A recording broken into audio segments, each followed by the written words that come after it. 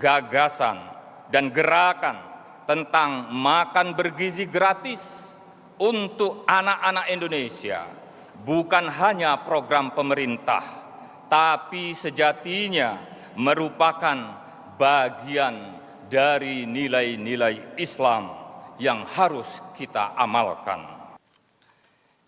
Bismillahirrahmanirrahim. Assalamualaikum warahmatullahi wabarakatuh.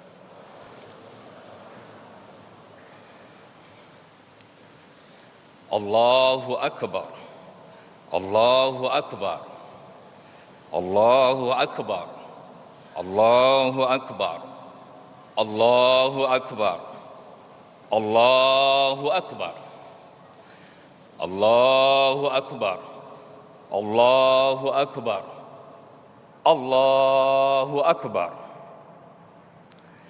La ilaha illallah wallahu akbar. Allahu akbar walillahil hamd. Alhamdulillah alladzi yakhluqu ma yasha'u wa yakhtar. Ahmaduhu subhanahul wahidul azizul ghaffar. Wa ashhadu an la ilaha illallah wahdahu la syarikalah. Wa ashhadu anna Muhammadan abduhu wa rasuluh, imamul muttaqin wa qudwatul abrar. Allahumma salli wa sallim ala sayyidina Muhammadin wa ala alihi wa sahbihi salatan daimatan ma ta'aqabal lailu wan nahar. Amma ba'd, faya ikhwatal Islam wal muslimin, usikum wa nafsi bitaqwallah azza wa jal al-qail fi kitabihil karim. لن ينال الله لحومها ولا دماؤها ولكن يناله التقوى منكم كذلك سخرها لكم لتكبروا الله على ما هداكم وبشر المحسنين. صدق الله العظيم وصدق رسوله النبي الكريم wa nahnu ala dzalika minasyahidin wasyakirin walhamdulillahi rabbil alamin. Jamaah salat Idul Adha rahimakumullah. Di pagi hari raya Idul Adha ini yang penuh keberkahan, khatib berwasiat untuk selalu meningkatkan takwa kepada Allah Subhanahu wa taala, yakni dengan menjalankan segala perintahnya dan menjauhi setiap larangannya. Karena sesungguhnya sebaik-baik bekal manusia adalah dengan takwa. Allah Subhanahu wa taala telah berfirman dalam surat Al-Baqarah ayat 197. Wa tazawwadu fa inna khairaz zadit taqwa wattaquni ya ulil albab, yang artinya berbekallah karena sesungguhnya sebaik-baik bekal adalah takwa. Bertakwalah kepadaku wahai orang-orang yang mempunyai akal sehat. Allahu akbar, Allahu akbar, Allahu akbar, walillahil hamd. Hari raya Idul Adha selalu menjadi rekonstruksi sejarah masa lalu, sejarah kehidupan figur-figur agung, para kekasih Allah Subhanahu wa taala, yaitu figur Nabi Ibrahim alaihissalam, figur sang anak hebat Nabi Ismail alaihissalam, dan figur sang ibu luar biasa Siti Hajar. Mereka menunjukkan ketaatan dan ketundukan total kepada Allah Subhanahu wa Ta'ala. Ketika perintah Allah datang kepada Nabi Ibrahim untuk menyembah putranya, beliau tidak ragu, tidak menawar, dan tidak mengeluh. Begitu pula Ismail alaihissalam yang dengan penuh keyakinan dan tawakal berkata, "Ya abatif'al ma tu'mar, satajiduni insyaallah minas sabirin." Wahai ayahku, lakukanlah apa yang telah diperintahkan kepadamu.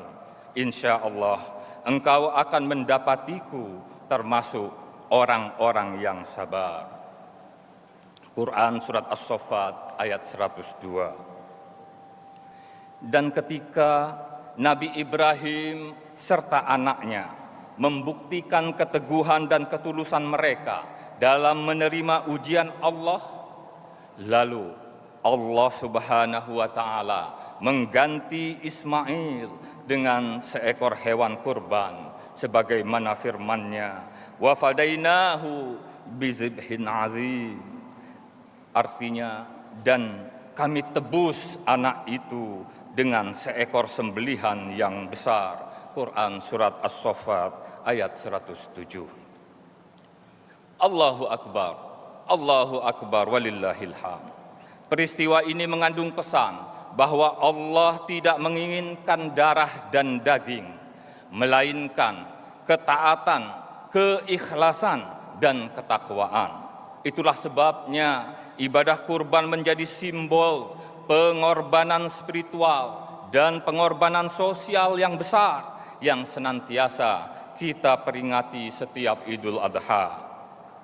Tidak hanya Nabi Ibrahim dan Nabi Ismail alaihissalam, tetapi juga Siti Hajar, sosok perempuan mulia yang menunjukkan keikhlasan, tawakal, dan pengorbanan yang luar biasa demi menjalankan perintah Allah Subhanahu wa Ta'ala.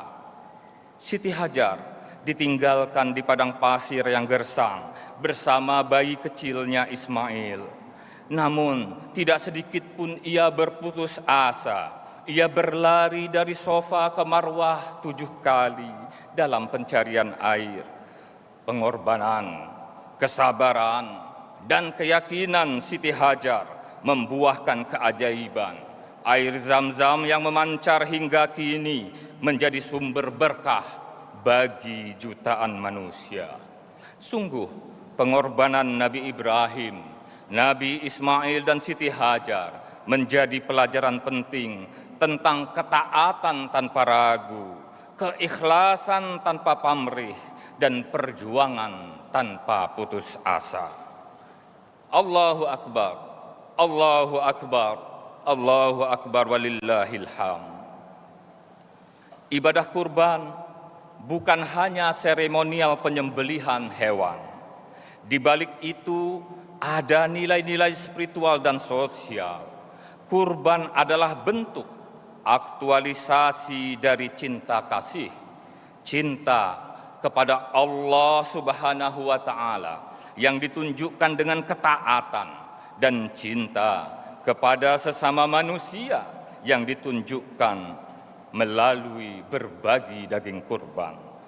Allah Subhanahu wa Ta'ala berfirman dalam surat Al-Hajj ayat 37, "La yanalallaha luhumuha wala dima'uha walakin yanaluhut taqwa minkum kadzalika sakhkharaha lakum litukabbirullaha ala ma hadakum wa basyiril muhsinin."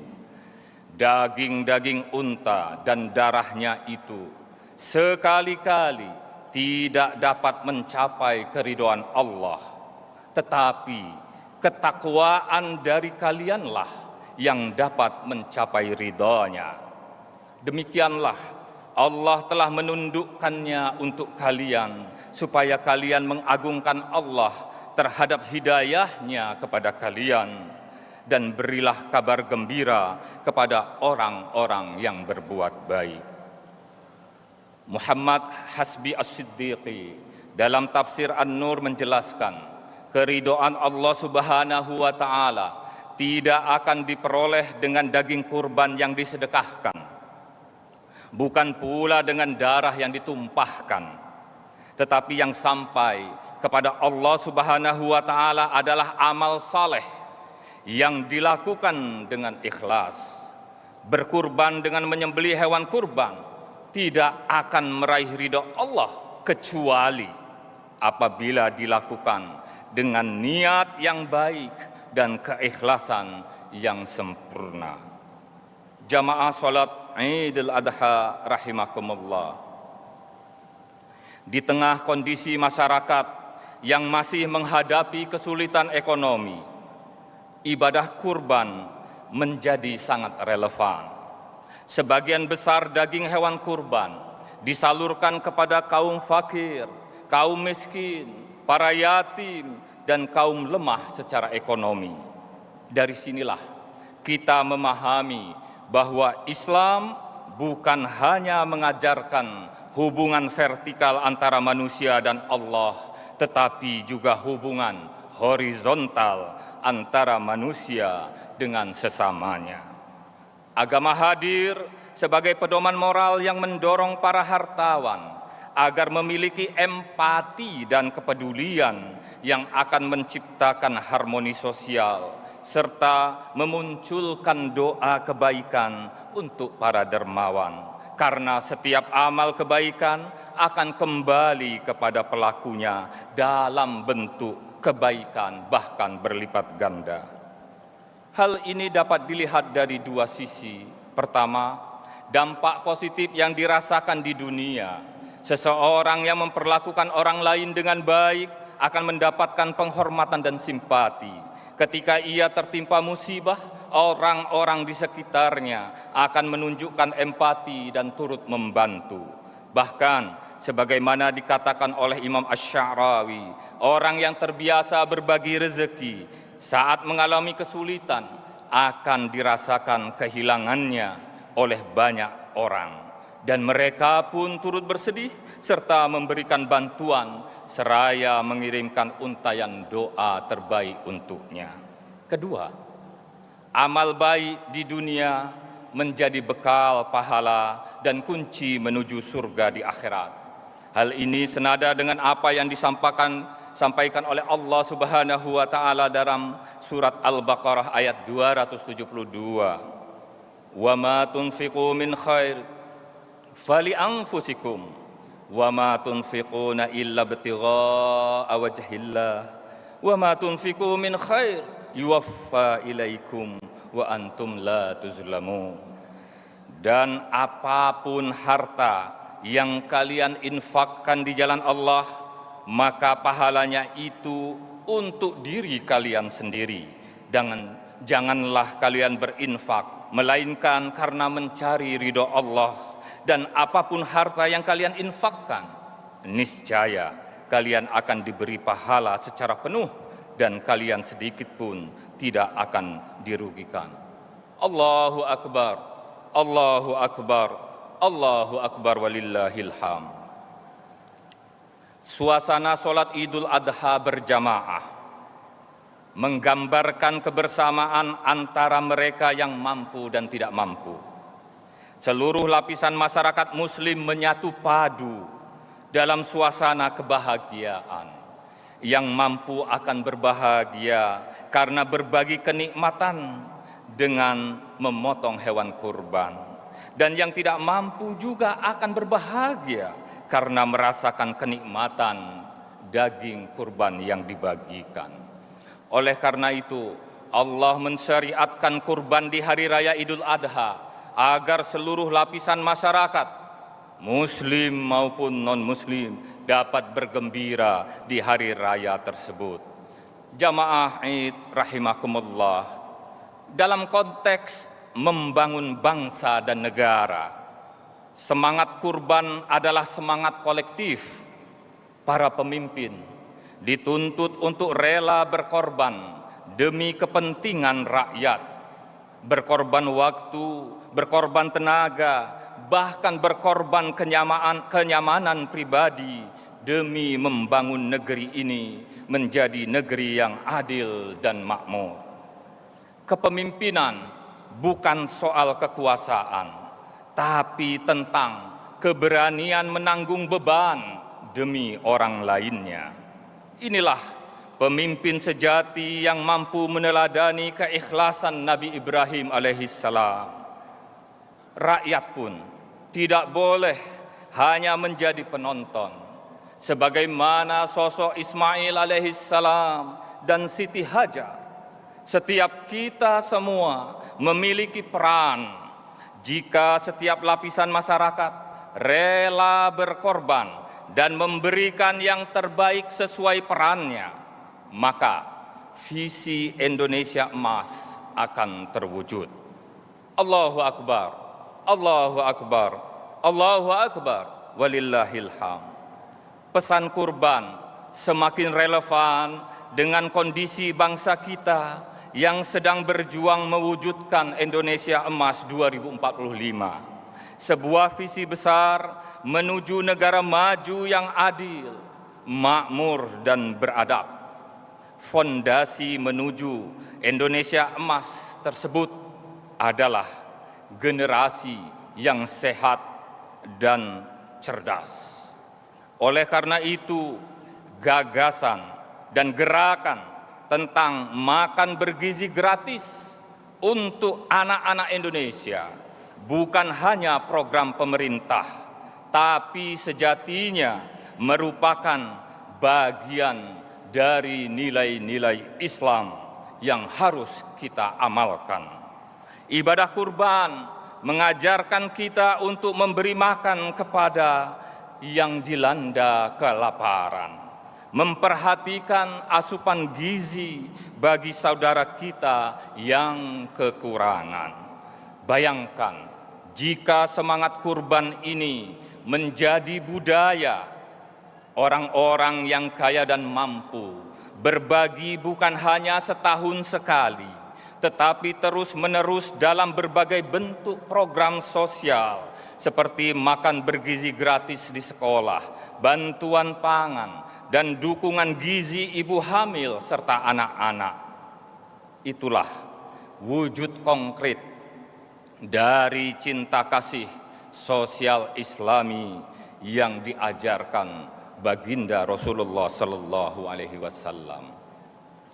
Laisal mu'minu allazi yasba' wa jaruhu ja'iun ila jambih.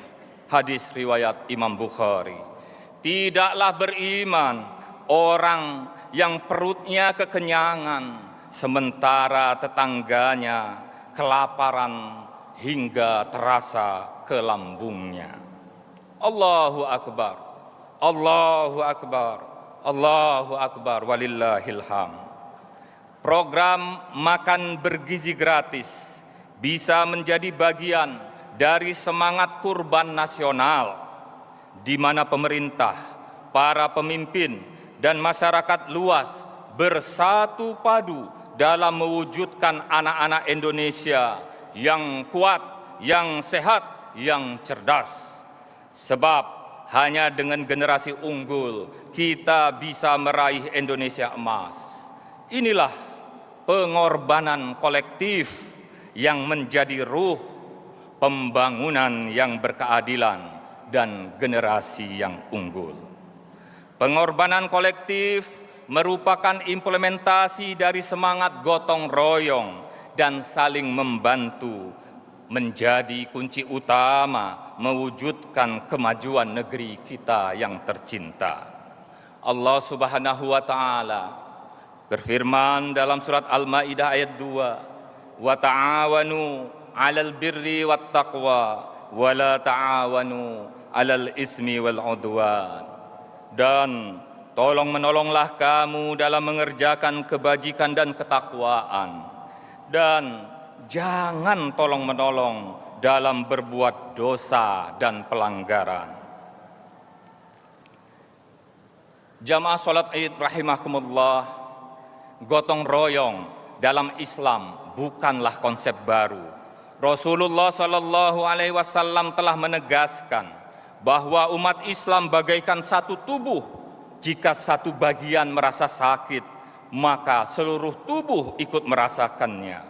An Abi Musa radhiyallahu anin Nabi sallallahu alaihi wasallam qala al-mu'minu lil mu'min kal bunyan yashuddu ba'duhu ba'dha wa shabbaka baina asabi'i. Orang beriman terhadap orang beriman lainnya bagaikan satu bangunan yang satu sama lainnya saling menguatkan. Rasulullah mendemonstrasikan dengan menyilangkan jari jemarinya. Hadis riwayat Imam Bukhari. Allahu Akbar walillahil hamd. Sebagai saudara, orang Islam mempunyai kewajiban menjaga saudaranya dari segala bentuk keburukan, baik yang berdampak secara fisik dan bersifat duniawi maupun secara batin dan ukhrawi. Prinsip ini mendorong kita untuk tidak bersikap individualis, apatis terhadap kondisi sosial di sekitar kita. Kita harus hadir sebagai bagian dari solusi, bukan sekedar pengamat. Jika ada tetangga kita yang dilanda kelaparan, anak-anak yang putus sekolah, saudara-saudara kita yang tertinggal dari segi ekonomi, maka itu adalah tanggung jawab kita bersama. Dalam semangat kurban dan gotong royong, semua pihak harus terlibat. Para ulama, cendekiawan, petani, nelayan, buruh, guru, ASN, pengusaha, tokoh masyarakat, dan generasi muda. Masing-masing memiliki peran dan kontribusi untuk membangun bangsa. Allahu Akbar walillahil hamd. Selain berkurban untuk dalam negeri, Indonesia, negara kita, berperan dalam perdamaian dunia. Sebagaimana tertuang dalam alinea keempat pembukaan Undang-Undang Dasar 1945, yakni ikut melaksanakan ketertiban dunia yang berdasarkan kemerdekaan, perdamaian abadi, dan keadilan sosial. Hari ini, berbagai ketegangan politik, peperangan tengah berkecamuk baik di kawasan Eropa, di Timur Tengah, Palestina, hingga Asia Selatan. Dan semua itu berdampak luas pada keamanan global. Ketegangan ini menyebabkan jatuhnya korban jiwa yang banyak dan juga menyebabkan instabilitas politik di kawasan maupun global. Untuk itu, ketegangan ini dan konflik ini harus segera diakhiri.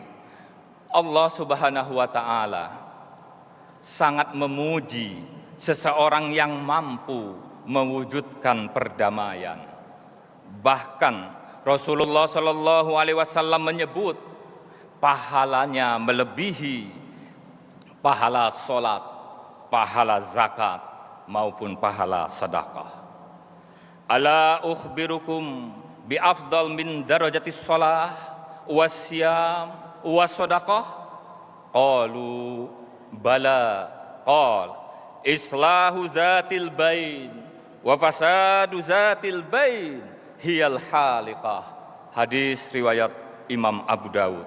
Maukah jika aku kabarkan kepada kalian sesuatu yang lebih utama dari derajat pahala puasa, pahala sholat, dan pahala sedekah? Para sahabat menjawab, tentu ya Rasulullah. Beliau bersabda, mendamaikan orang yang sedang berselisih, karena rusaknya orang yang berselisih itu bagaikan mencukur habis amal kebaikan yang telah dikerjakan.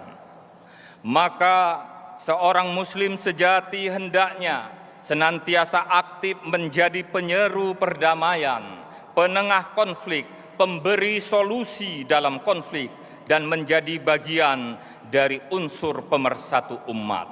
Umat Islam bukanlah pembuat konflik, bukan penyulut api permusuhan, bukan pula pengadu domba antar kelompok. Itu sama sekali bukan ajaran Islam yang cinta perdamaian. Ajaran Islam melarang umatnya menggunakan cara-cara kekerasan, bahkan dalam aktivitas dakwah. Islam bukanlah agama yang mengajarkan ekstremisme, radikalisme, apalagi terorisme.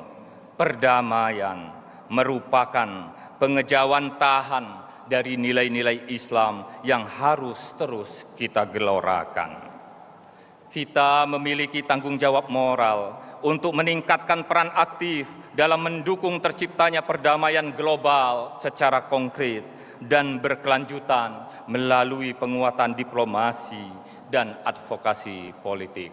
Allahu Akbar, Allahu Akbar, Allahu Akbar walillahil hamd. Akhirnya, marilah kita jadikan momentum Idul Adha ini sebagai titik tolak untuk memperkuat semangat persatuan, semangat kesatuan untuk ketahanan keluarga kita, untuk ketahanan negara kita, dan untuk perdamaian dunia.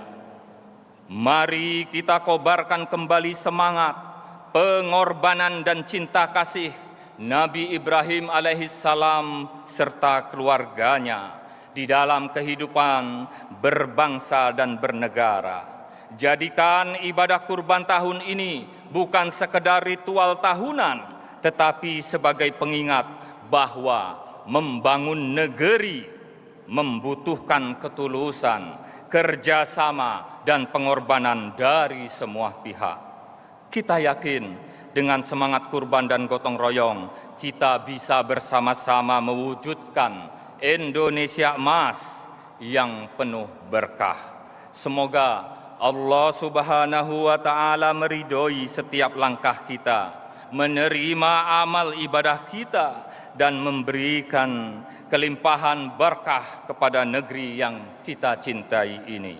Allahu Akbar, Allahu Akbar, Allahu Akbar walillahil hamd.